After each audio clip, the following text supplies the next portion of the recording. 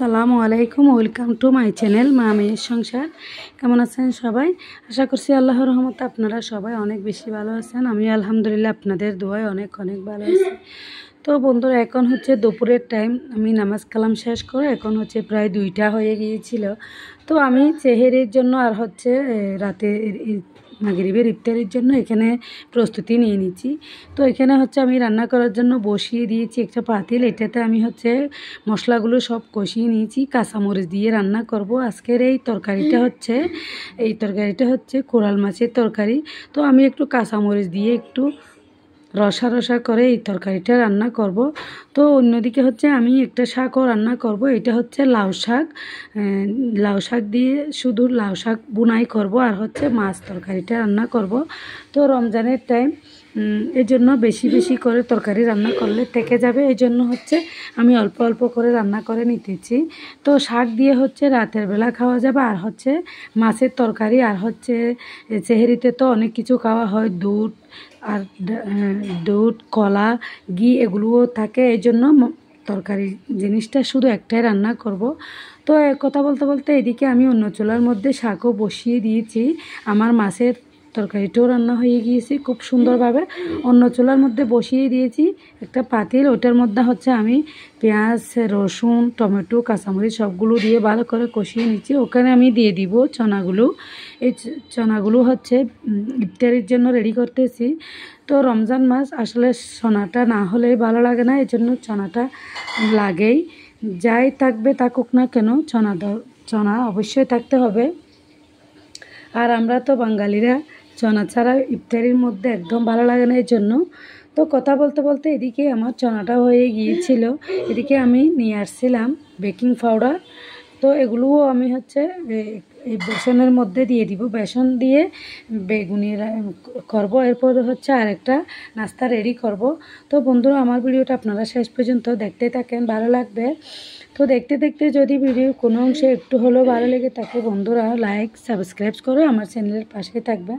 তো কথা বলতে এদিকে হচ্ছে আমি সব ধরনের তরকারিটা রান্না করে নিয়েছি, দেখতে পাচ্ছেন। ইফতারিও রেডি করে নিয়েছি। এখন হচ্ছে একটা পুর রেডি করতেছি। এটা হচ্ছে একটা চিকেন পাকোড়া বানানোর জন্য।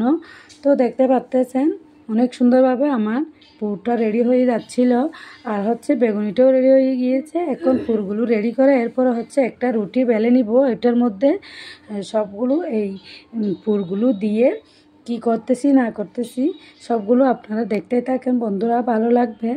তো যারা যেখান থেকে আমার ভিডিওগুলো দেখছেন, দেশ এবং দেশের বাইরের সবাইকে মাহে রমজানের শুভেচ্ছা জানিয়ে দিয়েছি।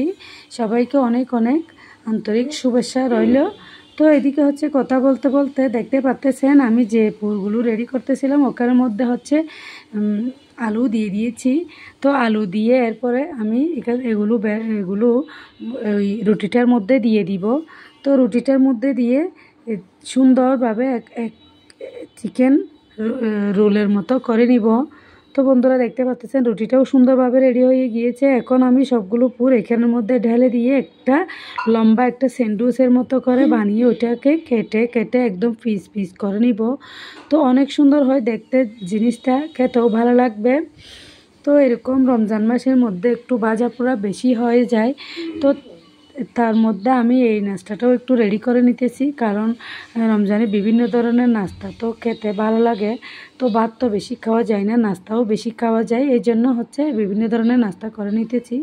কথা বলতে আমার রোলটা রেডি হয়ে গিয়েছে। এখন হচ্ছে বেজে নিচ্ছি, বেগুনি ভেজে নিব। এরপর হচ্ছে রোলের যেই সবগুলো বানিয়েছিলাম ওগুলো ভেজে নিব। তো সবগুলো রেডি করতে একদম মাগরিবের টাইম হয়ে গিয়েছিল, ইফতারির টাইম হয়ে গিয়েছিল। দেখতে পাচ্ছেন খুব সুন্দরভাবে এগুলো কেটে নিয়েছি, অনেক সুন্দর হয়েছে দেখতে।